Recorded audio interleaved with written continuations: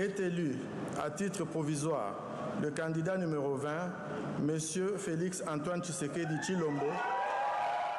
La victoire de Félix Tshisekedi ne faisait pas de doute, tant son avance était grande dans les résultats donnés par la CENI les jours précédents. Ce dimanche 31 décembre, Denis Kadima, le président de la commission électorale, l'a confirmé au terme d'une longue énumération de résultats et de pourcentages.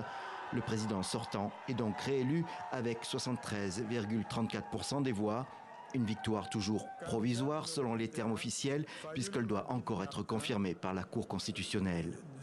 Pour cette annonce, la CENI avait organisé une cérémonie officielle en direct à la télévision nationale, une manière de répondre aux critiques qui s'étaient exprimées lors de la journée de vote, qualifiée de chaotique par l'opposition.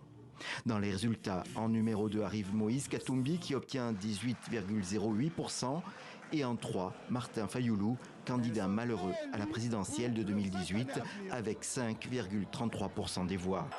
Peu après cette proclamation, le gagnant, arrivé un peu plus tôt au siège de son parti, a pris la parole pour remercier les électeurs. Élu président de tous les Congolais et symbole de l'unité nationale, j'aimerais par ces mots vous rappeler, chères Congolaises et Congolais, qu'indépendamment de nos considérations et visions aussi distinctes qu'elles puissent être, que le Congo a besoin de la contribution de toutes ses filles et de tous ses fils. C'est donc dans un esprit d'ouverture que j'exercerai, comme pour le premier mandat qui vient de s'achever, ce second mandat. Mais cette victoire était tellement prévue que dès le matin, elle était contestée par l'opposition. 9 candidats ont rejeté ce qu'ils appellent un simulacre. Donc pour nous, nous n'avons pas assisté à des élections. Donc il faut refaire ces élections. Et ce groupe d'opposants demande à la population de protester massivement dans la rue.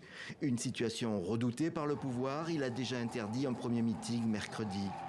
Les résultats sont désormais connus, mais l'incertitude demeure sur la réaction de la population dans les jours qui viennent.